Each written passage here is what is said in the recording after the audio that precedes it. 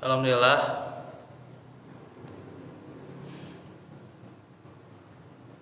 hamdan katsiran thayyiban mubarakan fi kama yuhibbu rabbuna wa yarda. Asyhadu an la ilaha illallah wahdahu la syarikalah wa asyhadu anna Muhammadan abduhu wa rasuluh alladzi la nabiyya ba'da. Allahumma inna nas'aluka al-afiyata fid dunya wal akhirah.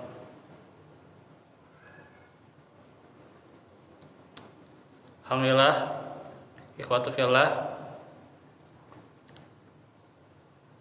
kita bertemu lagi di Selasa sore menjelang maghrib ini, yang kita kembali dalam pelajaran fikih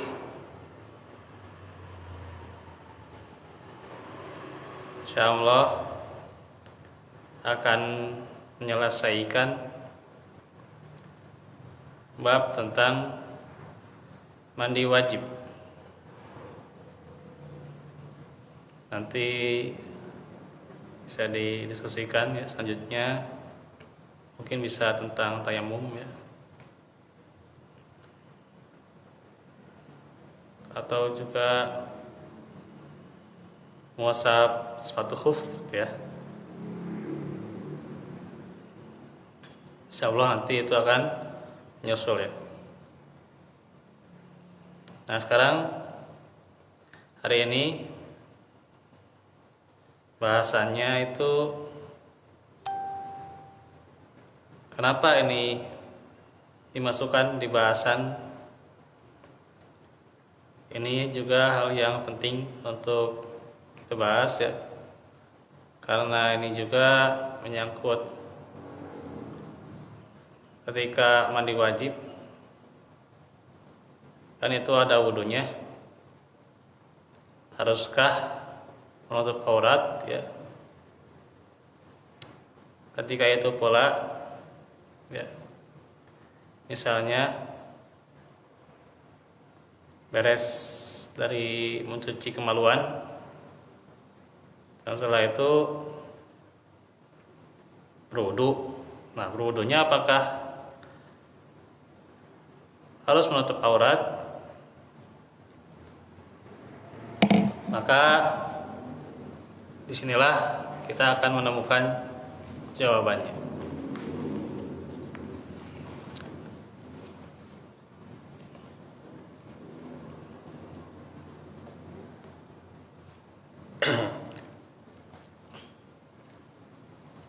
Nah, di beberapa keterangan ya, yang namanya aurat itu jelas wajib ditutup agar tidak terlihat orang lain ya. Jadi aurat ya itu wajib ditutup.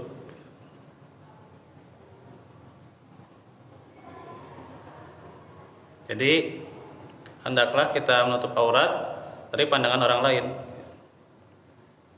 hingga sekalipun dari pandangan anak, bapak atau ibu ya.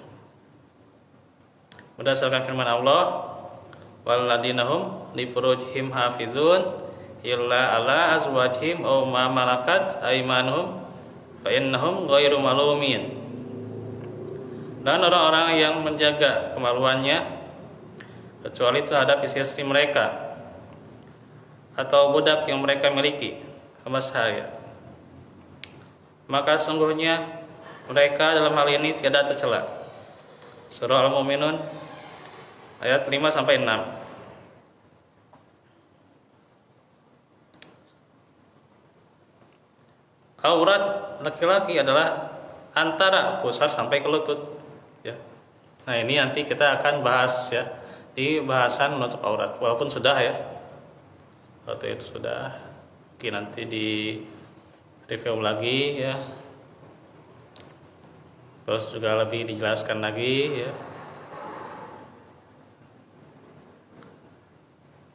karena berhubungan juga dengan syarat sah salat ya.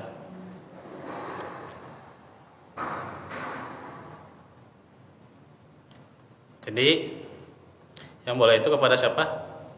Kepada istri ya. Atau pada hamba saya.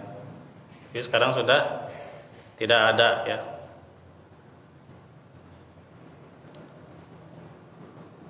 Tentunya kalau kita sudah dewasa, kemudian juga aurat itu jangan sampai terlihat ya, baik dari pandangan anak, bapak atau ibu kita ya, orang tua ya. Ketika mandi ya, ketika mandi itu jangan sampai kelihatan ya.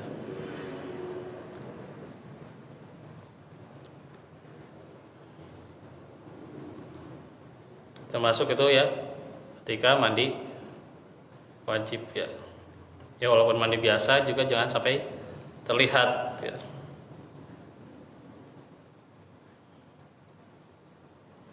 Untuk perempuan adalah seluruh tubuhnya, jadi dari atas sampai ke bawah ya, itu adalah aurat, kecuali wajah dan telapak tangan ya. Waktu Nabi bersabda pada salah satu istrinya ya, menerangkan tentang aurat ya, yang dikecualikan adalah ya, ada ya, wajah ya, ada ya, telapak tangan ya.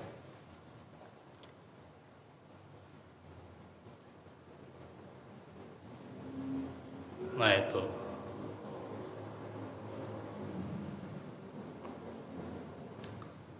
Terus kaki termasuk aurat? Termasuk ya, termasuk. Ini yang kadang lalai ya, termasuk aurat ya, wajib pakai kaos kaki ya, bagi perempuan ya. Kalau laki-laki ya tentunya lebih disunahkan, lebih bagus ya, tidak melebihi mata kaki ya, lebih bagus ya. Saya tidak berkata ini ya apakah nanti ya itu diperselisihkan lah tentang hal itu ya, masalah cingkrang dan sebagainya itu, wallahu alam. Tapi lebih bagus gitu ya, lebih bagus tidak melebihi mata kaki gitu aja ya.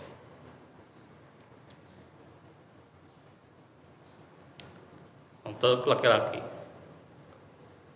makanya untuk perempuan kalaupun tidak memakai kaos kaki ya, itu ya, maka roknya itu harus panjang gitu ya, sampai menutupi kakinya juga.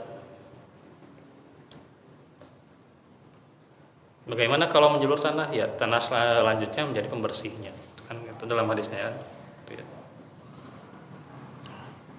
Nah sekarang itu nanti kita bahas di kemudian hari insyaallah. Sekarang masih tentang ketika mandi gitu ya. Itu juga jangan sampai terlihat auratnya. Karena itu dalam hadis Nabi SAW disebutkan, la yanzurur rajulu ila auratir rajuli walau mar'atu ila auratil mar'ati. Seorang laki-laki tidak boleh melihat aurat laki-laki, dan juga seorang perempuan tidak boleh melihat aurat perempuan. Jadi khusus ya, atau termasuk juga ya, termasuk juga mandi juga. Demikian ya. Walaupun sesama jenis ya, laki-laki ke laki-laki jangan sambil melihat ya. Atau jangan sampai melihat ya. Jangan sampai melihat ya. Gitu. Termasuk juga ketika mandi wajib ya. Yang boleh itu ketika mandi bersama istri ya. Boleh kelihatan auratnya itu silakan tuh ya. So, gitu ya gitu. Mau mandi itu menyenangkan hatinya itu juga ya. Sebentar lamanya itu luar biasa ya. Ya sekali-kali artinya gitu. Sekali-kali. Gitu ya.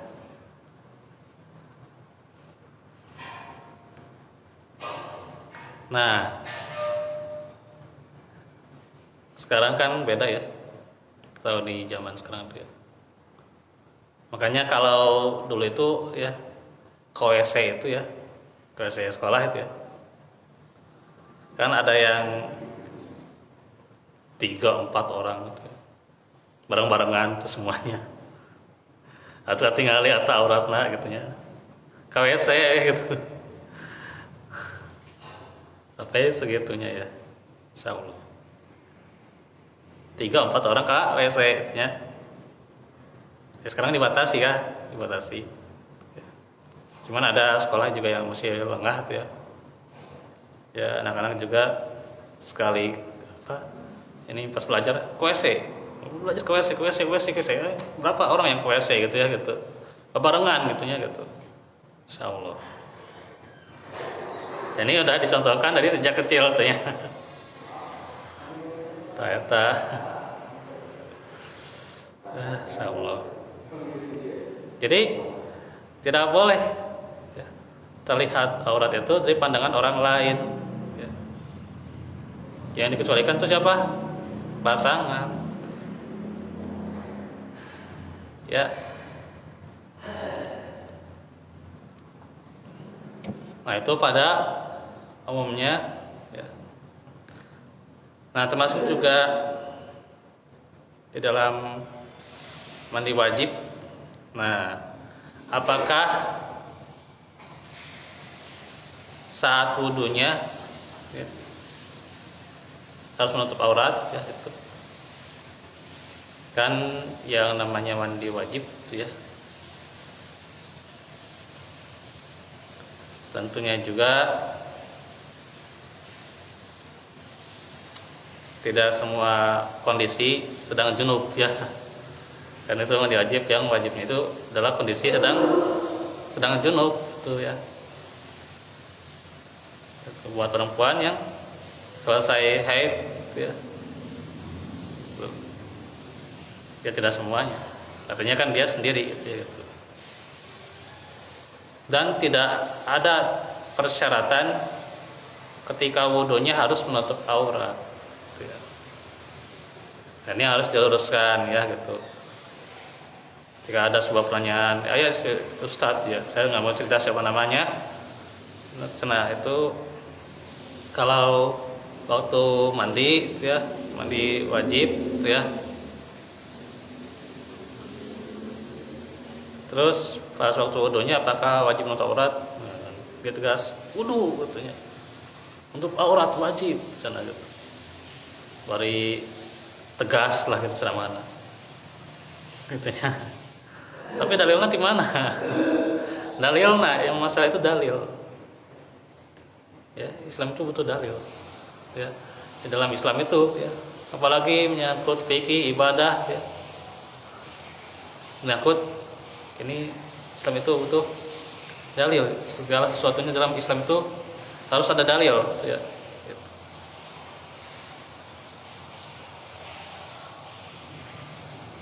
Jadi syarat sah mandi itu kan cuma niat ya, niatnya ya untuk mandi ya, mandi wajib ya, mandi janabah misalnya gitu. Ini sudah diterangkan tentang niat ya. Terus juga airnya juga ya, airnya untuk mandi harus bersih ya gitu. Nah, itu. Yang ketiga, sampai air itu ke seluruh badan ya. Itu syaratnya. Jadi dalam kondisi kita mandi wajib ya. Ya, saat itu ya mandi wajib ya sendiri ya gitu. Harus menutup auratkah wudunya? Tidak ada persyaratan dan ada persyaratan. Jadi tidak termasuk rukun atau syarat sahnya wudu. Ya. Maka jika seseorang berwudu sambil telanjang bulat ya, di kamar mandi, tapi dengan catatan tidak ada seseorang pun yang melihatnya. Ya.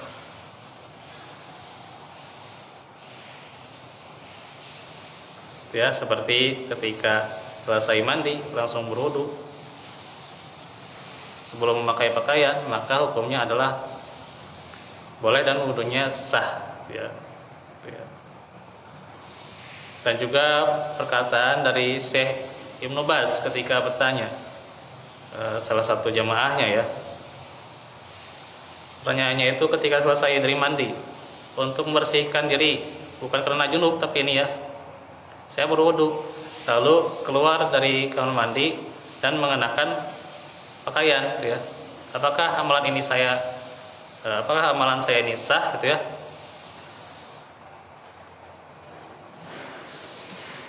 Nah, ini panjang sebenarnya pertanyaannya ya.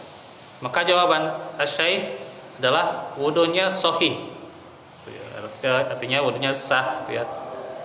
Dan menutup aurat bukan syarat sahnya wudu. Gitu. Terus juga pertanyaan kepada Syekh Muhammad bin Shalih Al-Utsaimin. Ya samalah kurang lebih pertanyaannya. Kemudian kata Syekh ya, perkara yang afdol lebih utama bahwa seseorang jika setelah selesai mandi untuk ia memakai bajunya agar ia tidak terus terbuka auratnya tanpa ada perluan.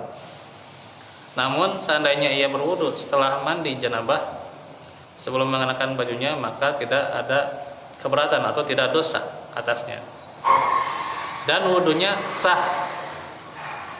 Ya, gambarannya kurang terang.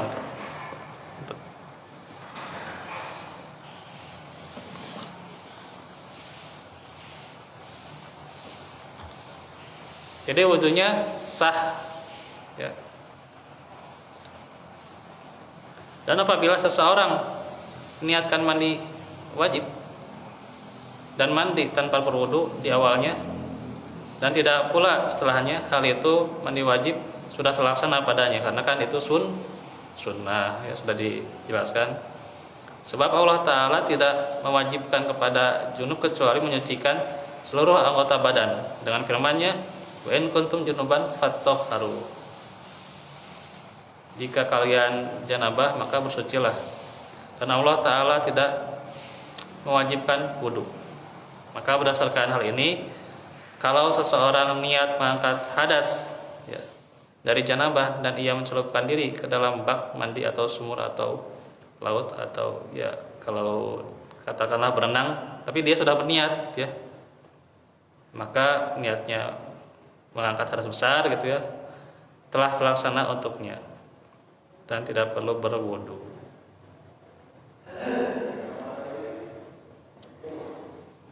Ya. Nah sekarang ada sebagian juga dari kalangan mazhab Maliki berpendapat bahwa membuka aurat ketika sedang sendirian termasuk salah satu hal yang makruh berdasarkan hadis Nabi. Bas bin Hakim meriwayatkan dari ayahnya, dari kakeknya, bahwa ia berkata, saya bertanya pada Rasulullah, ya Rasulullah, manakah bagian aurat yang kami tutupi dan mana yang boleh kami biarkan? Rasulullah bersabda, jagalah auratmu kecuali dari istrimu atau hamba saya perempuan. Ya. Aku berkata, wahai Rasulullah, jika seseorang bersama kaum kerabatnya, beliau bersabda, jika engkau mampu agar tidak ada seorang pun yang melihat auratmu, maka hendaknya jangan sampai ada yang melihatnya. Aku berkata, wahai Rasulullah, bagaimana jika salah seorang dari kami berada sendiri ya, di tempat yang sepi, Beliau berkata, Allah lebih berhak baginya untuk malu daripada manusia. Ya. Terus Al-Dasuki dalam kitabnya Hasyiah Al-Dasuki ketika membahas perkara-perkara yang makruh dalam berwudu menjelaskan bahwa perkataan membuka aurat ya, maksudnya adalah makruh hukumnya ketika tidak ada yang melihatnya. Nih. Adapun membuka aurat ketika ada orang yang melihatnya selain istri dan hamba saya adalah haram ya. Karena itu lebih afdolnya adalah memakai pakaian terlebih dahulu baru kemudian berwudu. Tetapi jika langsung berwudu maka itu sah ya. Itu ya.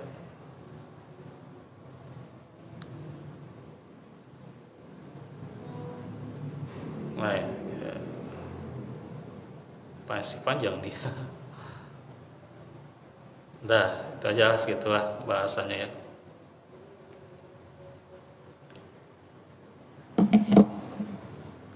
Jadi kesimpulannya aja langsung ya, bahwa berwudu tanpa menutup aurat adalah sah. Ya. Hanya tadi ada yang berbeda pendapat, ya.